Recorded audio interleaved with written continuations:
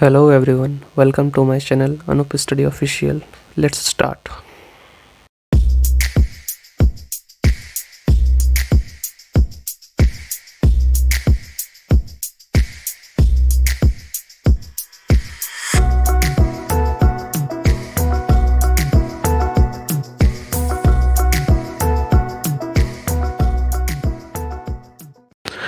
इस वीडियो में हम लोग झारखंड राज्य विद्या परिषद के ऑफिशियल वेबसाइट से डाउनलोड किए गए क्लास 12 के फिजिक्स का सेट नंबर 1 का सॉल्यूशन करेंगे।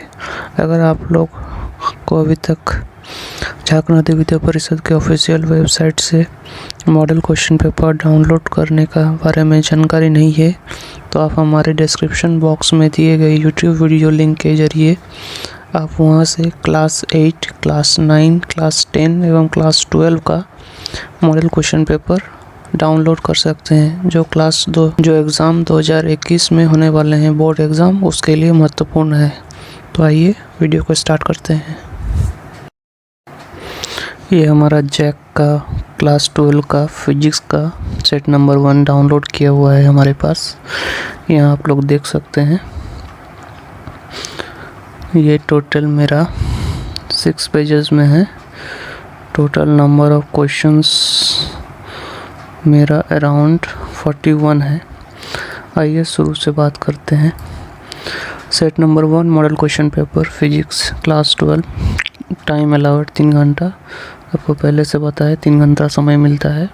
फुल मार्क्स 70 है। पास मार्क्स मेरा 23 है। 23 मार्क्स लाना है तो आपको पास हो पाइएगा। इसमें आपका group A, group B, group C, group D और ग्रुप ई 5 पार्ट में क्वेश्चन का डिवीज़न किया गया है। ग्रुप ए में 20 ऑब्जेक्टिव क्वेश्चन मिलेगा, ईच 1 मार्क्स। एक मार्क का कुल 20 क्वेश्चंस मिलेंगे। उसी तरह ग्रुप बी में फिल इन द ब्लैंक्स है, 1 मार्क्स का है, 7 क्वेश्चन मिलेंगे। ग्रुप सी का वेरी शॉर्ट आंसर क्वेश्चन है जिसमें तो 2 मार्क्स का है, मतलब 7 दूनी 14 मार्क्स मिलेंगे। ग्रुप डी में आपका 5 शॉर्ट आंसर टाइप का क्वेश्चन है जिसमें 3-3 मार्क्स का क्वेश्चन पूछा गया है। और ग्रुप ई में आपका 2 क्वेश्चन है लॉन्ग टाइप का आंसर आपको इसमें देना है। इसमें कुल मार्क्स 7 मार्क्स है। इस वीडियो में हम लोग जो MCQ टाइप के क्वेश्चन है ग्रुप ए का कुल 20 क्वेश्चन पार्ट 1 में हम लोग सॉल्व करेंगे। तो आइए स्टार्ट करते हैं।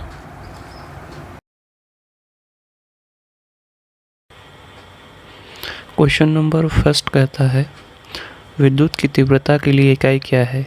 The unit for electric intensity is. विद्युत की तीव्रता और विद्युत क्षेत्र की तीव्रता दोनों एक ही चीज़ है। हम लोग फॉर्मूला से जानते हैं। पहला फार्मूला E=F/Q0 होता है।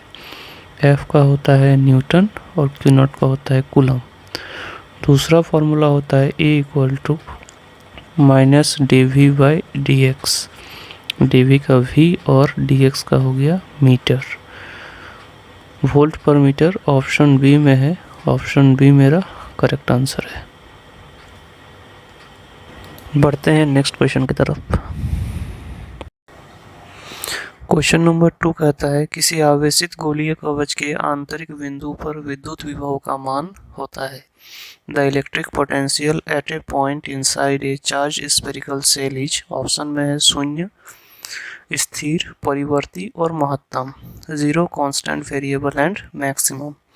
यहाँ पे हम लोग थिन स्फेरिकल सेल ड्रॉ किए हैं जिसमें प्लस चार्ज डिस्ट्रीब्यूट है पूरा। इसके किसी इनसाइड में पॉइंट P लेते हैं। इस पॉइंट P पर हमको विद्युत विभव का मान कैलकुलेट करना है। जब इसके अंदर में कोई भी पॉइंट लिया जाता है तो अंदर में जो चार्ज ये कंटेंट करेगा Q=0 कंटेंट करेगा, क्या कि इसके सरफेस में चार्ज डिस्ट्रीब्यूटेड है। अगर Q=0 होता है तो E भी 0 होगा, काहे E=F/Q0 होता है। हम लोग फार्मूला से जानते हैं E=dV/dx होता है। यहाँ dr लेंगे काहे कि रेडियल डिस्टेंस है। अगर ई का मान 0 होता है तो 0 इक्वल टू dV/dr हो जाएगा। इससे पता चलता है v इक्वल टू मेरा क्या होगा, कांस्टेंट होगा। काहे कि किसी भी कांस्टेंट का ही डिफरेंशिएशन 0 हो सकता है, तो v इक्वल टू मेरा क्या हो जाएगा, कांस्टेंट हो जाएगा। ऑप्शन नंबर बी मेरा करेक्ट आंसर होगा। बढ़ते हैं नेक्स्ट क्वेश्चन की तरफ।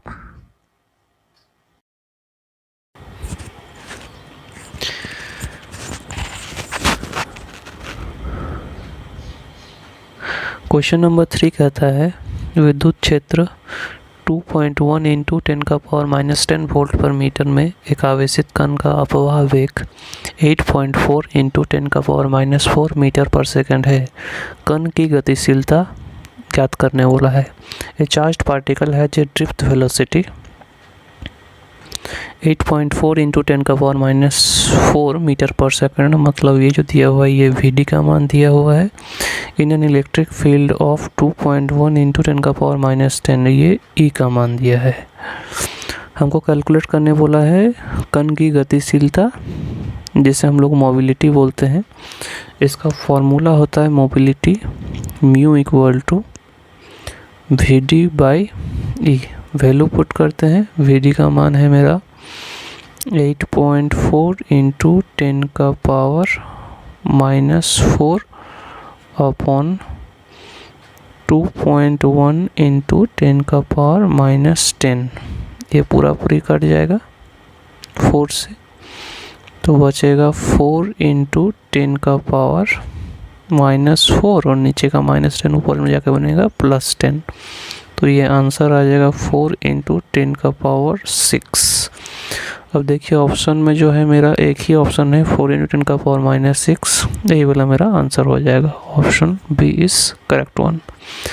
अगर इसका हम लोग यूनिट निकालना चाहते हैं तो यूनिट कैसे निकलेगा, Vd का होता है मेरा मीटर पर सेकंड, ये हो गया मीटर बटे सेकंड, और इसी का बटे में चला जाएगा E का क्या होता है वोल्ट पर मीटर, क्वेश्चन में दिया हुआ है वोल्ट पर मीटर। इसी को कैलकुलेट कीजिएगा तो हो जाएगा metre square volt inverse second inverse. Answer भी मेरा करेक्ट आंसर है। बढ़ते हैं नेक्स्ट क्वेश्चन की तरफ।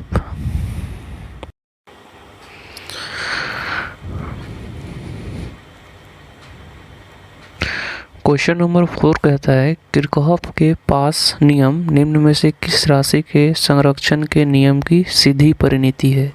Kirchhoff's loop rule is a direct consequence of law of conservation of. Option A है चार्ज, ऑप्शन बी है मोमेंटम, ऑप्शन सी है एंगुलर मोमेंटम, ऑप्शन 4 है एनर्जी। किरचॉफ का जो लूप रूल है उसे किरचॉफ वोल्टेज लॉ भी कहते हैं। ये जो है ये मेरा law of conservation of energy अर्थात ऊर्जा संरक्षण के नियम का अनुपालन करता है। ये किरचॉफ का दूसरा नियम है।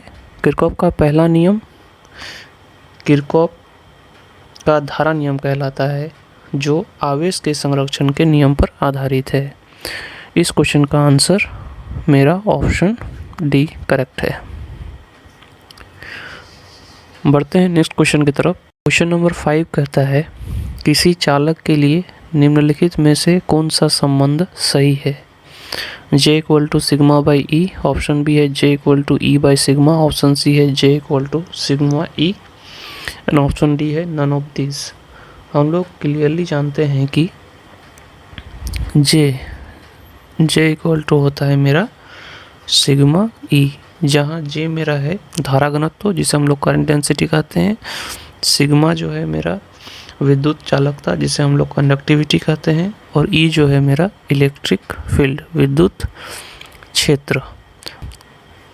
इसका आंसर करेक्ट होगा ऑप्शन ए करेक्ट आंसर। बढ़ते हैं नेक्स्ट क्वेश्चन की तरफ। क्वेश्चन नंबर 6 कहता है एम्पियर का परिपक्षीय नियम इस प्रकार दिया जाता है। Amperes circular law is given by, 4 option दिया हुआ है। ये तो डायरेक्टली मेरा क्वेश्चन स्टेटमेंट है नियम का, integration of B dot D L equal to mu zero into I enclose. मतलब ये अगर आपका कोई एक तार है, इसके चारों ओर मैग्नेटिक फील्ड बनता है, करंट का डायरेक्शन आई ऊपर तरफ लेते हैं, और ये एक इनक्लोज्ड पाथ है, यहाँ पे पॉइंट एक पी लिया जाता है, इस पॉइंट पे डायरेक्शन बी ऊपर तरफ है, और ये एलिमेंट डी एल है, और यहाँ से लेके यहाँ तक का डिस्टेंस आर है। तो ये डायरेक्टली फार्मूला होता है closed integration of B dot D L equal to mu naught into I enclosed. Option मेरा जो करेक्ट आंसर होगा वो है ऑप्शन नंबर बी। बढ़ते हैं नेक्स्ट क्वेश्चन की तरफ। क्वेश्चन नंबर 7 कहता है एक प्रोटॉन 10 t के एक समान चुंबकीय क्षेत्र के लंबवत दिशा में 2 × 10⁻7 मीटर पर सेकंड के वेग से प्रवेश करता है। ये v दिया हुआ है, ये t दिया हुआ है 10 टेस्ला, मतलब b का वैल्यू दिया हुआ है। प्रोटॉन पर क्रियाशील चुंबकीय बल का मान ज्ञात करें, मतलब हमको फोर्स कैलकुलेट करना है। F इक्वल टू हम लोग जानते हैं, F इक्वल टू फार्मूला होता है QVB साइन थीटा। यहाँ एंगल मेरा दिया हुआ है लंबवत दिशा में, मतलब 90 डिग्री। Q का मान पुट करते हैं, Q का मान मेरा क्वेश्चन में मेंशन है 1.6 × 10⁻19, 1.6 × 10⁻19 इंटू v का मान है 2 × 10⁻7 इंटू b का मान है 10 टेस्ला इंटू साइन लंबवत है तो 90 डिग्री।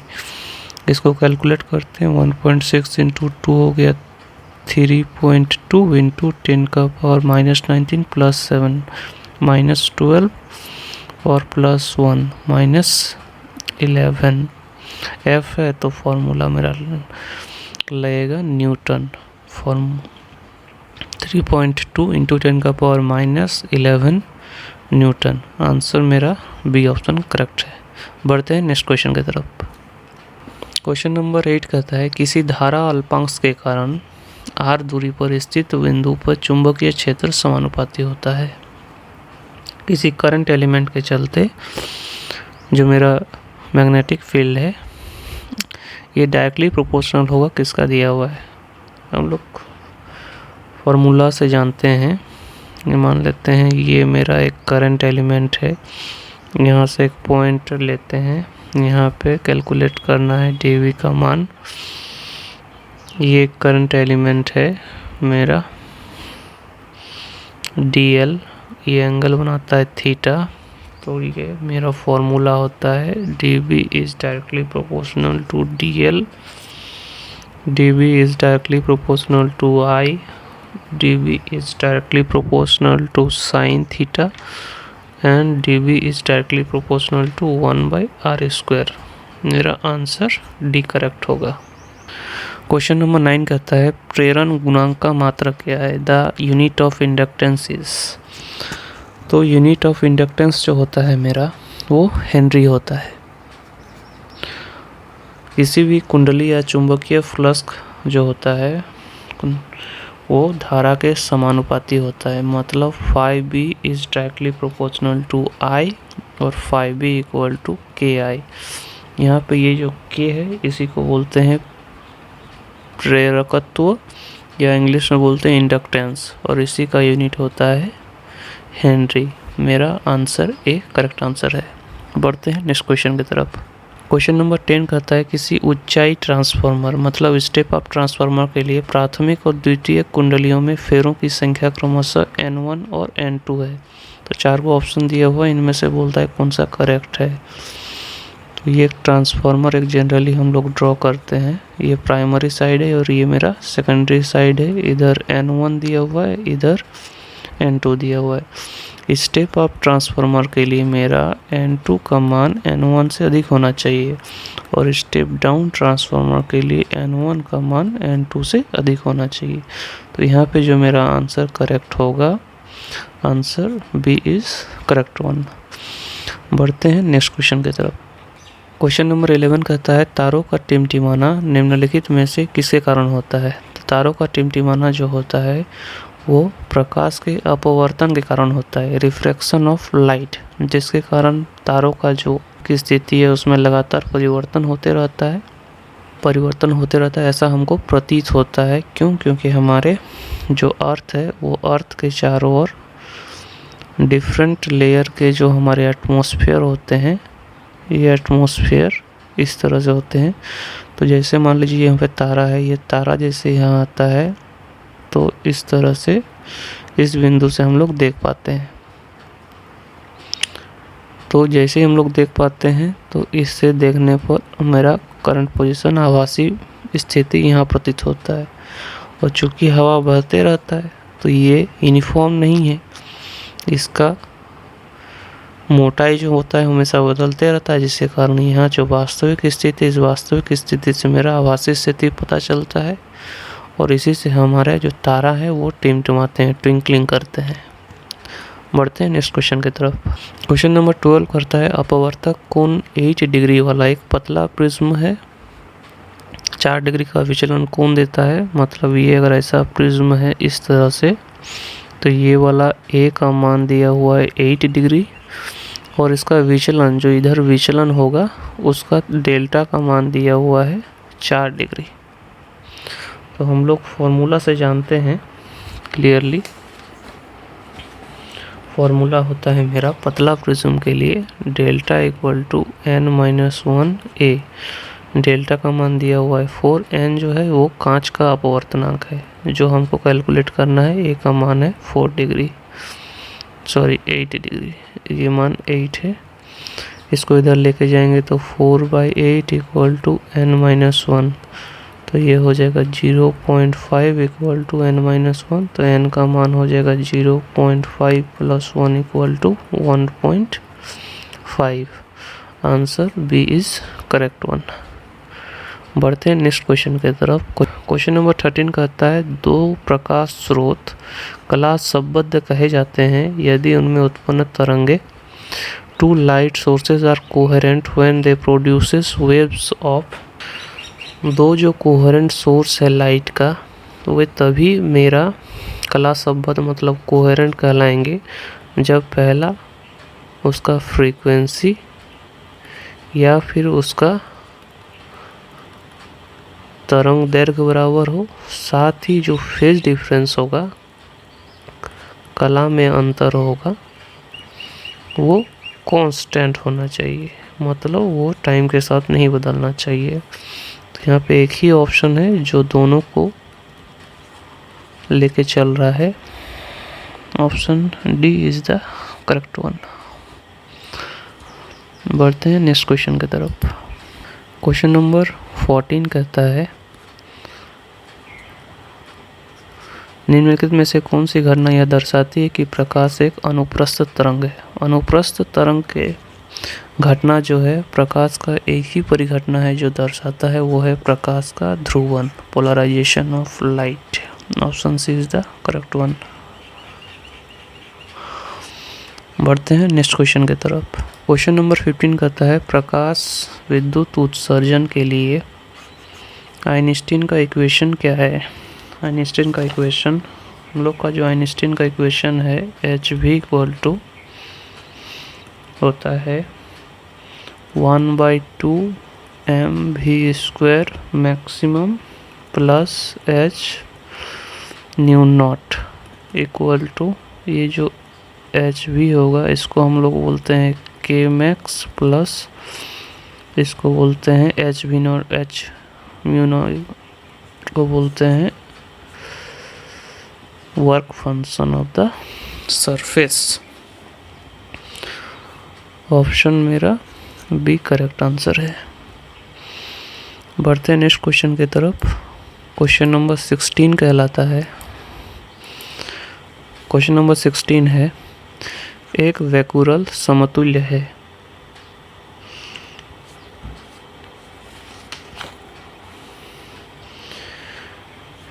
एक जो वैक्यूरल समतुल्य है वो है एक क्षय प्रति सेकंड। इसका जो डेफिनेशन होता है एक वैक्यूरल का वो होता है एक विघटन प्रति second. Option B is the correct one. बढ़ते हैं नेक्स्ट क्वेश्चन की तरफ।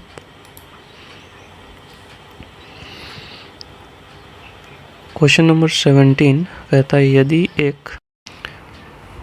क्वेश्चन नंबर 17 है यदि एक रेडियोधर्मी पदार्थ का क्षय स्थिरांक डीके कांस्टेंट 5.3 × 10⁻³ है तो उसका अर्धायु मतलब टी हाफ निकालना है। टी हाफ का फॉर्मूला होता है 0.6931 अपॉन लैम्डा।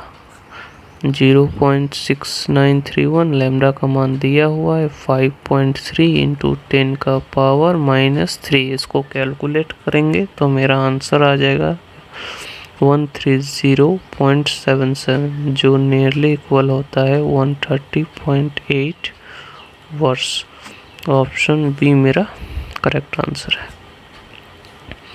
बढ़ते हैं नेक्स्ट क्वेश्चन की तरफ।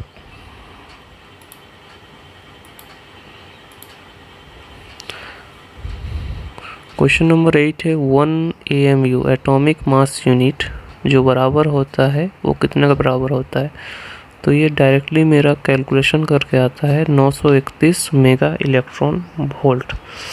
इसका प्रॉपर डेफिनेशन में कैसे कैलकुलेट करके लाते हैं ये हम लोग चैप्टर नंबर 13 में पढ़ेंगे। नाभिक वाला चैप्टर में है ये। बढ़ते हैं नेक्स्ट क्वेश्चन के लिए।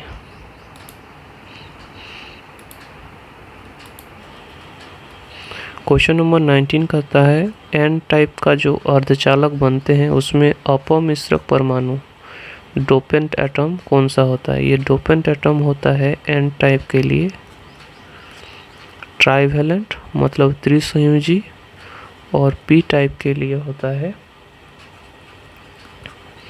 पेंटावैलेंट। इसको आप लोग डायरेक्टली याद कर सकते हैं पीपी मतलब पी टाइप पॉजिटिव टाइप जिसमें पेंटावैलेंट चाहिए और एन टाइप में ट्राइवैलेंट चाहिए। इसका आंसर हो जाएगा option B is the correct one.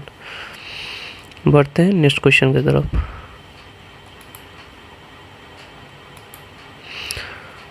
Question number 20 कहलाता है निम्नलिखित में से कौन सा सार्वत्रिक तर्क द्वार है?